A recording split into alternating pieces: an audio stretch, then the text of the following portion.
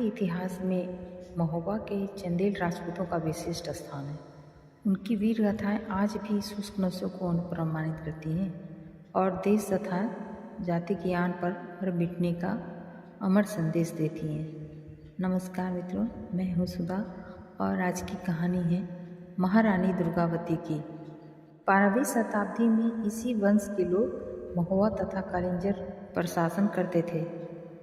खजुराहो उनकी राजधानी थी। वहीं से शासन प्रबंध का समस्त कार्य संचालित होता था। कलिंजर के दुर्ग में सेना रहा करती थी। कहा जाता है कि इन लोगों के अधिकार में 8 दुर्ग थे। इनमें से 4 विंध्याचल पर्वत पर और शेष मैदान में थे। मैदान के दुर्गों में सेना रहा करती थी। चंदेल राजपूतों के पास असंख्य धन और अपार संपत्ति थी। गोंड, कील और भेल सभी उनकी संरक्षता में थे। चारों ओर उनकी धाक जमी हुई थी। सन 1882 ईस्वी के लगभग दिल्ली के पृथ्वीराज चौहान और महुआ के राजा परमल में घोर संग्राम हुआ। आल्हा और उदल ने इस युद्ध में बड़ी वीरता दिखाई, परंतु अंत में परास्त होने पर चौहानों का महुआ पर अधिकार हो गया। इसके बाद परमल के पुत्र समरजीत ने कनौज के राजा जयचंद की सहायता से पृथ्वीराज के सेनापति को महुआ से बाहर निकाल दिया और स्वयं कलिंजर के दुर्ग में रहने लगे। अप्रैल सन 1203 ईस्वी में गुलाम वंश के बादशाह कुतुबुद्दीन ने चंदेलों की रही सही शक्ति का भी अंत कर दिया और तब से वह कलिंजर के दुर्ग में रहने लगे।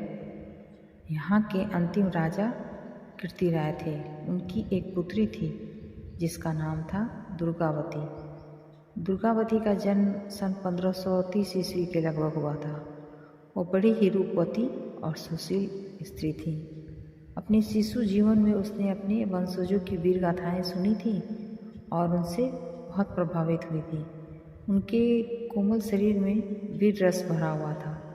किशोरावस्था तक पहुँचते पहुँचते उन्होंने घोड़े पर सवारी करना, तीर चलाना, तलवार खांजना, इन सब चीज़ों में पारंगता हासिल कर ली थी।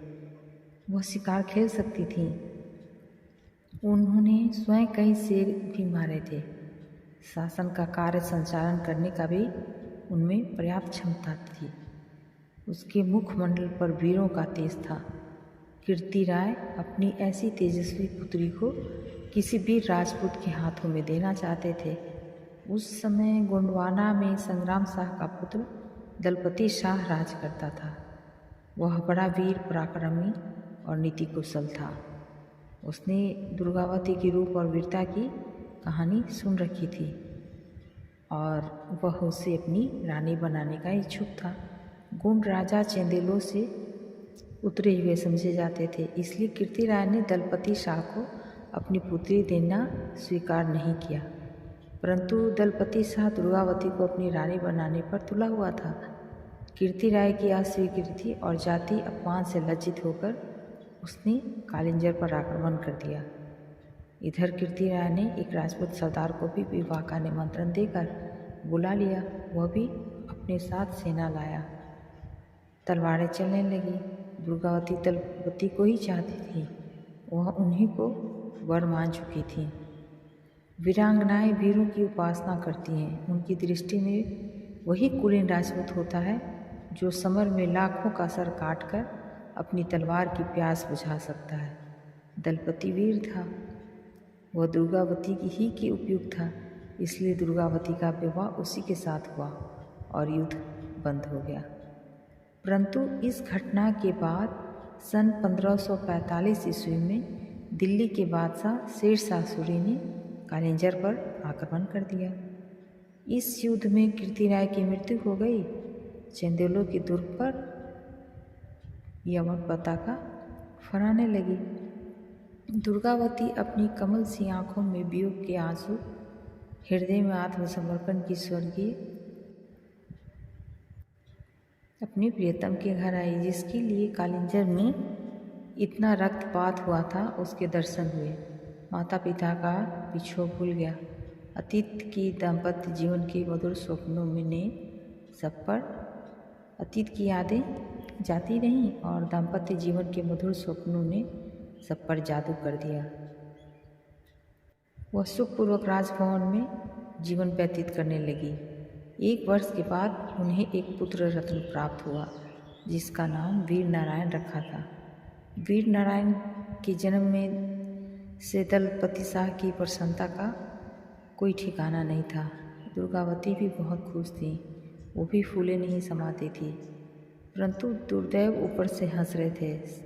उनकी हंसी बहुत ही रहस्य से भरी थी। अकस्मात सन 1551 ईस्वी को एक दिन दलपति शाह बीमार हुए। बड़े बड़े वैद्यों ने उनकी चिकित्सा करने की कोशिश की, लेकिन सब व्यर्थ।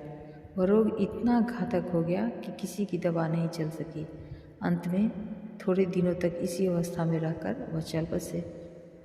दुर्गावती का सौभाग्य दीप बुझ गया और उस समय उनके पुत्र वीर नारायण मात्र 3 वर्ष के थे। उसी ने अपने वीर पिता का अंतिम संस्कार किया और दुर्गावती अपने पति की मृत्यु के बाद सती होना चाहती थी, लेकिन अपने पुत्र के प्रेम में ऐसा नहीं कर सकी और उन्होंने अपने शरीर पे, हृदय पे पत्थर रखकर वैधव जीवन जीना उत्तम समझा या चुन लिया। वीर नारायण राज सिंहासन पर बैठा और दुर्गावती उनकी संरक्षिका बन गई। दुर्गावती वीर माता थी। उसने स्वयं अपने पुत्र वीर नारायण का पालन पोषण किया और उसे युद्ध कला की सारी बातें सिखाई। वह बड़ी कुशाग्र बुद्धि वाली शासन कार्य कुशला और साहसी थी।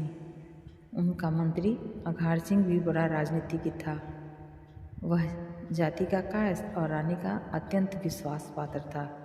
उसने रानी की सहायता से राज्य का विस्तार किया और प्रजा की भलाई के लिए शासन में सुविधाएं उपस्थित की।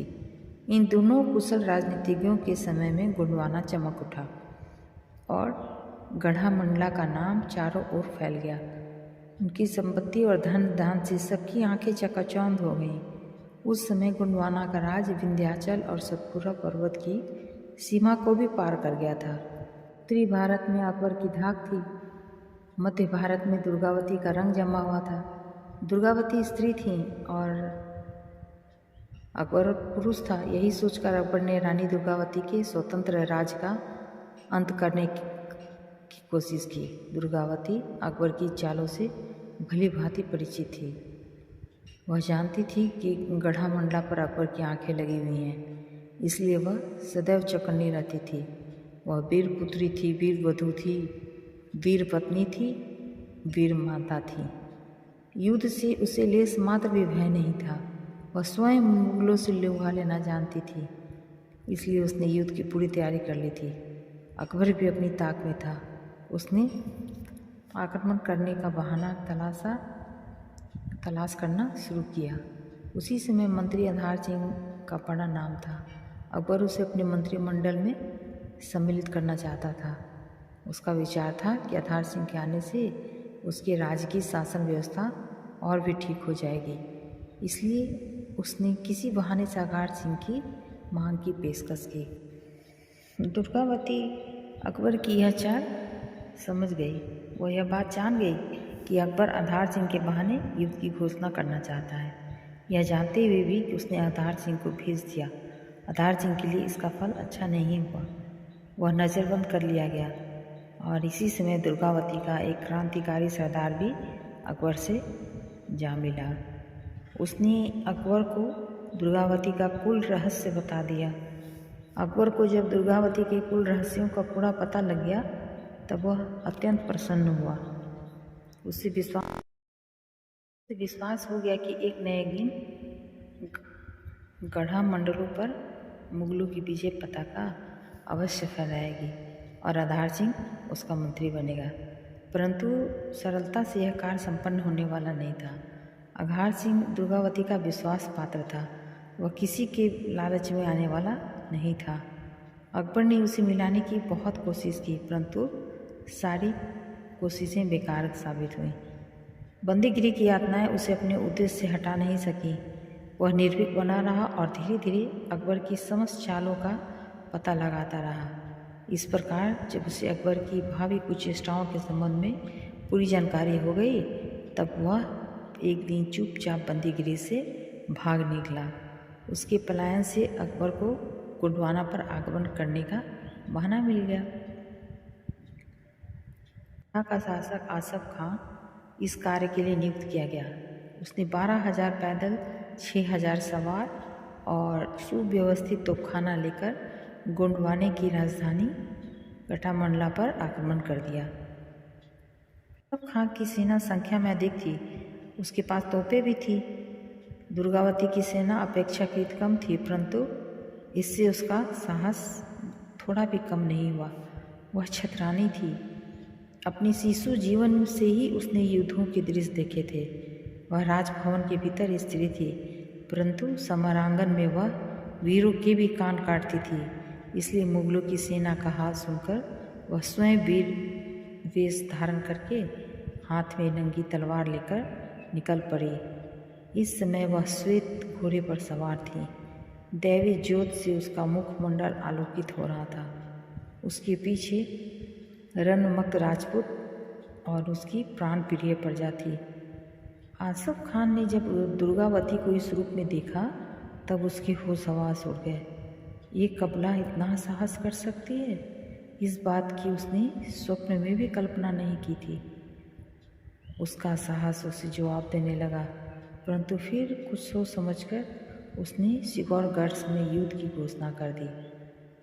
अल्लाह अकबर की गगन भेदी गर्जना मुसलमानों को अनुप्राणित करने लगी। ऐसे अवसर पर दुर्गावती ने एक युक्ति से काम लिया।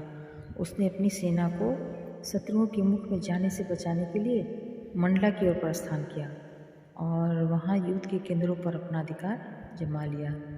पीछे नदी बह रही थी, सामने सतपुरा की उपत्यका थे। यहाँ इन दोनों स्थानों के बीच में गोंड सेना अत्यंत सुरक्षित थी। इस पर न तोपों की मार काम कर सकती थी और न तलवारों की चोट। आसफ खान यह देखकर दंग रह गया। वीर गोंड उपत्यका की आड़ में से मुगल सेना में मारकाट मचा रहे थे और मुगलों के अस्त्र शस्त्र बेकार हो रहे थे। यमन सेना भागी जा रही थी। यह देखकर आसफ खां खिसिया गया। उसने रानी दुर्गावती से संधि की प्रार्थना की और यह कहलाया कि यदि वीर नारायण दिल्ली दरबार में भेज दिया जाए और वह अकबर की संरक्षिता में शासन करना स्वीकार कर ले, तो युद्ध बंद कर दिया जाए। रानी दुर्गावती संधि करना चाहती थी, परंतु अपने सम्मान पर, अपनी आन पर, अपने पूर्वजों के नाम पर बट्टा लगाकर नहीं। वह स्वतंत्रता के वातावरण में पली थी और स्वतंत्र रहना चाहती थी। यवनों की संरक्षता में रहकर वह अपने आत्मसम्मान में दाग नहीं लगाना चाहती थी। इसलिए आसफ खां की यह बातें उसे विष से बुझे हुए बाणों की तरह मालूम हुई। उसने उसके प्रस्ताव को ठुकरा दिया। आसफ खां उसका वीरोचित उत्तर पाकर स्तंभित हो गया। उसने समझ लिया कि रानी दुर्गावती को नीचा दिखाना आसान नहीं है। ऐसी दशा में वह अपना पथ भली भांति निर्धारित नहीं कर सका। वह हताश था, भयभीत था। सौभाग्यवश इसी समय दिल्ली से सहायता आ पहुंची। इस सामयिक सहायता ने उसकी मुरझाई हुई आशालता को पुनः हरा भरा कर दिया। अब आसफ खान ने नवीन उत्साह से तोपखाने के पीछे अपनी सेना लगा दी और गोंड सेना पर अग्निवर्षा आरंभ कर दी। दुर्गावती में अपूर्व साहस था। वह समझती थी कि मुगलों की सेना बिना रंग दिखाए पीछे रहने वाली नहीं है, इसलिए वह भी तैयार थी। वह भी पीछे हटने वाली नहीं थी। मुगलों के आक्रमण करते ही वह दोनों उत्साह से युद्ध में भाग लेने के लिए जा डटी। वह हाथी पर बैठी हुई अपनी सेना का संचालन कर रही थी। तोपों की अग्निवर्षा से वीर गोंड मर रहे थे। रानी स्वयं अपनी खूनी तलवार से यवनों को मौत के घाट उतार रही थी। वह चारों ओर पाती थी। उसका एक एक वार सैकड़ों मुगलों को धराशायी कर रहा था। और उसके प्रशस्त प्रहारों ने से लोगों के छक्के छूट रहे थे। यवनों में उसकी मार काट में से कोहराम मच गया। वीर रस उन्मत्त गोंड भी उसी उत्साह से अपनी जन्मभूमि की रक्षा के लिए लड़ रहे थे। तलवार के आगे तोपें बेकार हो रही थी। यह हाल देखकर विलासी मुगलों के पैर उखड़ गए। रानी दुर्गावती को पुनः सफलता मिली। उसने अपने वस्त्र उतारे और देवी दुर्गा के चरणों में शीश झुका दिया। आसफ खां 2 बार हार चुका था। लज्जा से उसका सिर झुका जा रहा था। एक स्त्री में इतना साहस, इतनी वीरता और इतना उत्साह हो सकता है, यह उसे आज ही मालूम हुआ। यह विचार आते ही प्रतिशोध की भावना से वह एक बार फिर साहस करके उठ खड़ा हुआ। उसने अपनी सेना जमा की और दुर्गावती से लोहा लेने के लिए मुगल सेना को आगे बढ़ने की आज्ञा दे दी। इस समय रानी गढ़ामंडला में विजयोत्सव मना रही थी। वह निश्चित थी, उसे स्वप्न में भी यह आशा नहीं थी कि आसफ खां इतनी जल्दी उस पर आक्रमण कर देगा। इसलिए इस आक्रमण का समाचार पाते ही वह रोष से कांपने लगी। किसे भेजे और किसे न भेजे, वह शीघ्र निर्णय नहीं कर सकी। बैरी आगे बढ़ रहे थे और उसे तुरंत उनका सामना करना था। ऐसी दशा में उसने अपने 14 वर्ष के बालक वीर नारायण को प्रधान सेनापति बनाकर मुगलों से युद्ध करने के लिए भेजा। बड़े बड़े सरदारों को यह बात बहुत बुरी लगी। उसे किसी बड़े सरदार की सेनापति को बनाना चाहिए था। एक बालक के सेनापति बनने से ना सरदारों के लिए अपमानजनक बात थी। यह सोचकर उन्होंने अपने हाथ ढीले कर दिए। मुगलों की बन आई कोंड सेना फिर बकरी की भांति काटे जाने लगी। दुर्ग की दीवार भी तोड़ दी गई और दुश्मन उसके भीतर घुस गए। रानी की जब इस दुखद घटना का समाचार मिला, वह भय से कांप गई। उसने समझ लिया कि अब गोंडवाना का अंत नज़दीक है। फिर भी वह भयभीत नहीं हुई। वह कवच पहनकर निकल पड़ी। उसने समस्त सेना को 2 भागों में बांट दिया। एक भाग का संचालन भार उसने अपने कंधों पर लिया, दूसरे भाग को उसने अपने पुत्र के हाथों में दे दिया। अब क्या था, भीषण मारकाट होने लगी। इसी मारकाट से राजकुमार वीर नारायण को किसी शत्रु का ऐसा हाथ लगा कि वह घोड़े से गिरकर छटपटाने लगा। माता का हृदय यह दृश्य नहीं देख सका।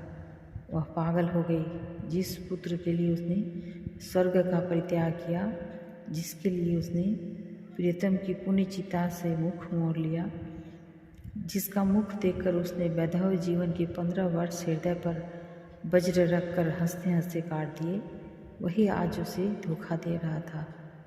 यह अनुभव करके वीर माता का हृदय द्रवित हो गया। परंतु जब उसके सामने वीरों की मर्यादा का वंश और राष्ट्र के मान का प्रश्न आया, वह संभल गई।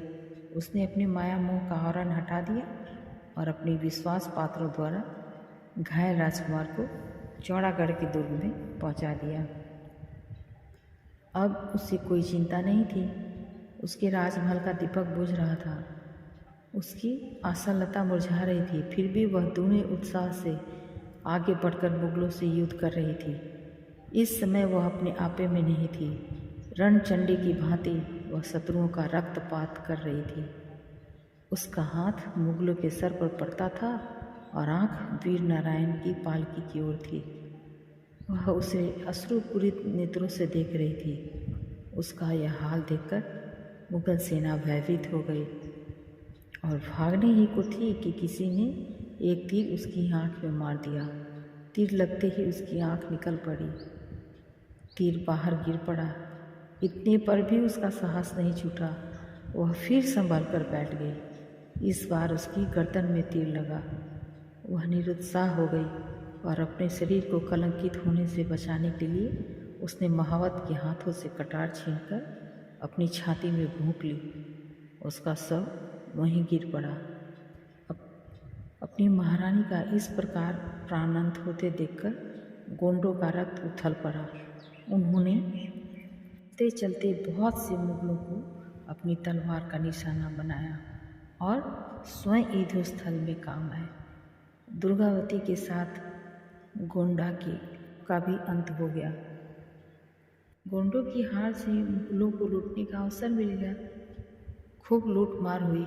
मुगल सेना विजय घोष करती हुई गोंडवाने के आंतरिक प्रदेशों में घुस गई। चौड़ागढ़ में वीर नारायण घायल पड़ा हुआ जीवन की अंतिम घड़ियां गिन रहा था। मुगलों ने उसे हाथी के पैरों के नीचे कुचलवाकर मार डाला। इस प्रकार गोंद राज्य का अंतिम दीपक बुझ गया और सन 1564 ईस्वी में समस्त गोंदवाना मुगलों के राज्य अंतर्गत आ गया। वीरांगना दुर्गावती ने जहाँ अपने प्राण विसर्जन किए थे वहाँ एक समाधि बना दी गई। यह समाधि अब भी मौजूद है और उस वीर रमणी की स्वातंत्र्य प्रियता की याद दिलाती है। धन्य थी वह वीरांगना जिसके कोमल हृदय में अपने देश और समाज के लिए इतनी पवित्र भावना थी, जिसकी भुजाओं में राष्ट्र की रक्षा के लिए इतना बल था।